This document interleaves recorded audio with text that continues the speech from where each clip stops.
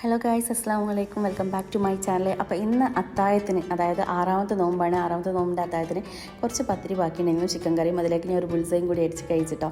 അതിനുശേഷം നിസ്കാരവും മോത്തൊക്കെ കഴിഞ്ഞിക്കാണ്ട് പിന്നെ കുറച്ച് നേരം ഉറങ്ങി നിൽക്കുമ്പോൾ ഏകദേശം എന്തായാലും 8 മണിയാവും കേട്ടോ സമയം. അപ്പോൾ ആ സമയത്ത് ഞാൻ മോളെ കുളിപ്പിച്ച് റെഡിയാക്കി ഓളെ കെടുത്താൻ വേണ്ടി ശ്രമിച്ചു. പിന്നെ ഓനൊക്കെ പോയതിനു ശേഷം ഞാൻ അവളെ രാഗി ഉണ്ടായിരുന്നല്ലോ 2 ദിവസം മുന്നേ നമ്മൾ വെള്ളത്തിലിട്ട്, അതിൻ്റെ അവസ്ഥ നോക്കി ഞാൻ അത് മുളക്കാൻ വെച്ചിട്ട് ഇതുവരെ മുളച്ചിട്ടില്ല, ഒരു ഒറ്റ മുള പോലും വന്നിട്ടില്ല കേട്ടോ.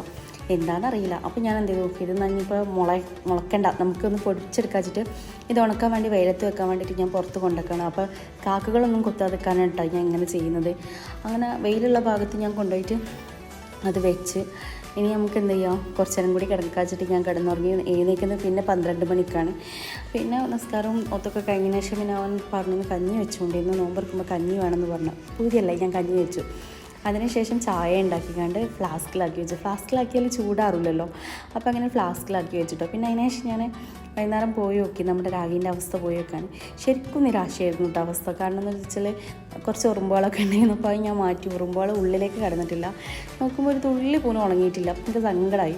പിന്നെ അത് കഴിഞ്ഞിട്ട് ഞാൻ ഇന്ന് എന്താ ഉണ്ടാക്കുക എന്നുള്ള ആലോചിച്ച് ലാസ്റ്റ് ഇടിയപ്പവും ചിക്കൻ സ്റ്റൂ ഉണ്ടാക്കാമെന്ന് വിചാരിച്ചിട്ടോ. അങ്ങനെ കൊണ്ടുവന്ന സാധനങ്ങളൊക്കെ ഞാൻ മാറ്റുകയാണ്. അപ്പോൾ ഇന്നലെ പത്തിരിയും പൊട്ടാട്ടിയും ഞാൻ കാസറോളിൽ വെച്ചിട്ട് ടാബിൾ കൊണ്ടുവച്ചിട്ട് നിറച്ച് ഉറുമ്പ് കയറി അതിൽ. ഇവിടെ എന്ത് വെച്ചാലും ഉറുമ്പ് വരികയാണ്. അപ്പോൾ അതുകൊണ്ട് ഇന്ന് ഞാൻ അങ്ങനെ കൊണ്ടുവയ്ക്കുന്നില്ല, ഇന്ന് ഞാൻ പുറത്ത് വെക്കട്ടെ ചെയ്ത്. പിന്നെ സ്റ്റൂക്ക് ആവശ്യമുള്ള പച്ചക്കറികളൊക്കെ കട്ട് ചെയ്ത് എന്താ പറയുക അതൊക്കെ റെഡിയാക്കി കുക്കറിലേക്ക് ഇട്ട് വേഗം ഉണ്ടാക്കണം. കാരണം കുറച്ച് സമയമേ ഇന്നുള്ളൂ. അതിൻ്റെ ഇടയിൽ മോളൊന്ന് കുളിപ്പിച്ച് റെഡിയാക്കി എടുക്കാനൊക്കെ ഉണ്ട്. അപ്പോൾ അത് വേഗം കുക്കറിലേക്ക് ഇട്ട് അതിലേക്ക് ഉപ്പും കുരുമുളകും കുറച്ച് ഗരം മസാലയും കൂടി ഇട്ടിട്ട് ഞാൻ അടച്ചു വെച്ച് നമുക്ക് കുക്കർ അടുപ്പത്ത് വെക്കാം കേട്ടോ. കുക്കറിൽ അത് വേവുന്ന സമയം കൊണ്ട് നമുക്ക് വേറെ കുറച്ച് പണികളൊക്കെ ചെയ്യാനുണ്ട്. അപ്പോൾ ഏതായാലും അത് ചെയ്യാമെന്ന് വിചാരിച്ചു. ഞാൻ തേങ്ങ എന്തായാലും ചിരവി എടുക്കില്ല, ഇങ്ങനെ പൂണ്ടെടുക്കുകയാണ് ചെയ്യുന്നത്. എനിക്കത് ഈസി. പിന്നെ ഇവിടെ ചിരവില്ലതാണ്. അപ്പോൾ തേങ്ങാപ്പാൽ ഉണ്ടാക്കണം സ്റ്റൂവിന് ആവശ്യമായിട്ടുള്ള.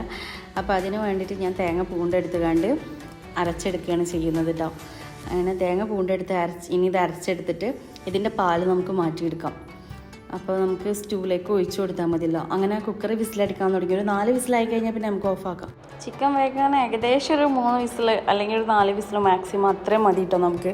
അപ്പോൾ ഇതിൻ്റെ ഇടയിൽ ഞാൻ വോയിസ് കൊടുക്കുന്ന സമയം കൊണ്ട് ഓളിത് അവിടുന്ന് പീ എന്ന് പറയുന്നുണ്ട്. ഞാൻ നേരത്തെ ചെയ്യാമോ, സാധാരണ ഞാൻ എന്നും 11 മണി ആളുണ്ട്. അപ്പോൾ ആ സമയം കൊണ്ട് എന്താ പറയുക ഞാൻ വേഗം ചെയ്യാമെന്ന് വിചാരിച്ചാൽ. അങ്ങനെ കുക്കർ 3 വിസിലും കഴിഞ്ഞ് നമ്മൾ ഓഫാക്കി. അതിലേക്ക് നമ്മൾ തേങ്ങാപ്പാൽ ഒഴിക്കണം. അപ്പോൾ തേങ്ങാപ്പാൽ നമ്മൾ സ്ട്രെയിനറിലേക്ക് ഒഴിച്ചിട്ടാണ് ഉണ്ടാക്കിയിട്ടോ. എനിക്ക് ഓർമ്മയുണ്ട് പണ്ട് എൻ്റെ അമ്മയൊക്കെ തേങ്ങാപ്പാൽ ഉണ്ടാക്കൽ എങ്ങനെ അറിയാം, തേങ്ങ ചിരകിയിട്ട് അതിലേക്ക് കുറച്ച് ചുടുവെള്ളം തെളിച്ചിട്ട് അത് നന്നായിട്ട് പിഴിഞ്ഞെടുക്കും. അപ്പോൾ നല്ല പാല് കിട്ടും കേട്ടോ.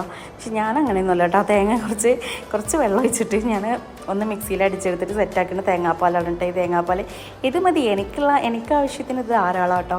അതിനുശേഷം പിന്നെ ഇനിയിപ്പോൾ ജ്യൂസ് റെഡിയാക്കാണ്ട്. ജ്യൂസിന് പൈനാപ്പിളാണ്. ഞാൻ പൈനാപ്പിൾ ഫ്രോസൺ ആക്കി വെക്കണം. അങ്ങനെ ആകുമ്പോൾ എന്താ അറിയുമോ, നല്ല തണുപ്പാണ്, നല്ല കൂളിങ് കിട്ടും. നമുക്കൊരു ഭയങ്കര ഫീലാണ്. ജ്യൂസ് കുടിച്ചൊരു ഫീല് നന്നായിട്ട് കിട്ടും. നമ്മൾ ക്ഷീണിച്ച് നിൽക്കുന്ന സമയത്ത് കിട്ടുന്നൊരു ഡ്രിങ്കല്ലേ, അതിനൊരു ഭയങ്കര എന്താ പറയുക, അതൊരു ഭയങ്കര സ്പെഷ്യൽ തന്നെയാണ്. അപ്പോൾ നല്ല ക്ഷീണം മാറുന്നുണ്ട് കേട്ടോ. അങ്ങനെ ആയപ്പോൾ നമ്മുടെ കുക്കറിൽ വിസിലൊക്കെ പോയി കഴിഞ്ഞ് അപ്പോൾ ഇനി ഇതിലേക്ക് തേങ്ങാപ്പാൽ ഒഴിക്കണം. അപ്പോൾ അടുപ്പൊന്ന് കത്തിച്ചിട്ട് നമുക്ക് എന്ത് ചെയ്യാം, കുക്കർ അടുപ്പത്ത് വെക്കാം. എന്നിട്ട് അതിലേക്ക് തേങ്ങാപ്പാൽ ഒഴിച്ചെടുക്കാം. ഒന്ന് തിളച്ച് വരുമ്പോൾ ഒന്ന് നന്നായിട്ട് തിളപ്പിച്ചിട്ട് നമുക്ക് ഓഫ് ചെയ്യാം. ഇനി ഇത് ഞാൻ വേറെ എക്സ്ട്രാ തൂമ്പിക്കുക അങ്ങനെയൊന്നും ചെയ്യുന്നില്ല കേട്ടോ. കാരണം എന്താ വെച്ചാൽ അതിൻ്റെ ആവശ്യമില്ല. ഞാൻ ഓൾറെഡി ഇതിൽ കുറച്ച് എണ്ണ ഒഴിച്ചിട്ടുണ്ട്. അപ്പോൾ അത് മതി. അപ്പോൾ എന്നാൽ തന്നെ ടേസ്റ്റ് ഉണ്ടാവും കേട്ടോ. അപ്പോൾ എന്നിട്ട് ഇത് തിളച്ച് വരാൻ തുടങ്ങി. ഇത് തിളക്കുമ്പോൾ എന്താ വെച്ചാൽ നമുക്ക് തോന്നും ഭയങ്കര നൈസാണ്. പക്ഷെ അത് ഓഫായി കഴിഞ്ഞ് കുറച്ച് കഴിയുമ്പോൾ നോക്കുമ്പോൾ നല്ല കട്ടിയായിട്ടുണ്ടാവും കേട്ടോ. കറി നല്ല കുറുകിയ കറിയായിട്ടുണ്ടാവും. പിന്നെ നമ്മൾ പൈനാപ്പിളും എന്താ പറയുക, പൈനാപ്പിൾ ഇല്ല എന്ന് സോറി കേട്ടോ. എന്നും പൈനാപ്പിൾ പറഞ്ഞുകൊണ്ട് പൈനാപ്പിൾ വായിൽ വന്നു പോയതാണ്.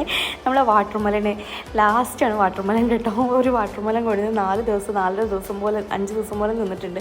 അപ്പോൾ അതൊക്കെ കട്ടാക്കി എടുത്ത് ഞാൻ അതിലേക്ക് ബാക്കിയുള്ള നമ്മുടെ ഗ്രേപ്സ് ഉണ്ട്, അപ്പോൾ അതും വെച്ചിട്ട് ഫ്രൂട്ട്സിന് ഇതന്നെ വെക്കുന്നതേ ഉള്ളൂ. അല്ലാണ്ടൊന്നും കഴിക്കില്ല. 2 പീസ് 3 പീസേ കഴിക്കുന്നുള്ളൂ നമ്മൾ.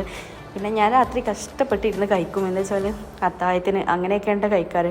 പിന്നെ നമ്മുടെ നൂലപ്പം ഇടിയപ്പം അത് ഞാൻ കാസറോളിലാക്കി. പിന്നെ ഡേറ്റ്സ് എടുത്ത് വെക്കാനുണ്ടായിരുന്നു, അതും വെച്ചു. ജ്യൂസും ഗ്ലാസ്സിലേക്ക് സെർവ് ചെയ്തു കേട്ടോ. അപ്പോൾ ഇതൊക്കെ ഇങ്ങനെ ആക്കിയത് കൊണ്ട് ടേബിളിൽ കൊണ്ടൊക്കെ ചെയ്യൽ. പാത്രം മോറുന്ന മടിയുണ്ട്, എന്നാൽ പോലും നോമ്പറക്കുമ്പോൾ നമുക്കെല്ലാം ക്ഷീണമുള്ളൂ. അങ്ങനെ എല്ലാം ഞാൻ ടേബിളിൽ ഒരുക്കി. അപ്പോൾ ബാങ്ക് കൊടുക്കാനായിട്ടുണ്ട് ഏകദേശം. അപ്പോൾ ബാങ്ക് കൊടുക്കാനതിൻ്റെ 5 മിനിറ്റ് മുന്നൊക്കെ ഞാൻ ടേബിളിലെല്ലാം കൊണ്ടുവയ്ക്കാറ് കേട്ടോ. അങ്ങനെ കൊണ്ടുവച്ചു. പിന്നെ ബാങ്ക് കൊടുത്തപ്പോൾ ഞങ്ങളിനി നോമ്പ് തുറക്കണം കേട്ടോ. അപ്പോൾ കുഴപ്പമില്ല, എല്ലാ ഫുഡും ടേസ്റ്റ് കണ്ടിട്ടോ. ജ്യൂസ് കുടിക്കുമ്പോൾ എനിക്ക് ഭയങ്കര റിലാക്സാക്ഷനായിട്ട് തോന്നി കേട്ടോ.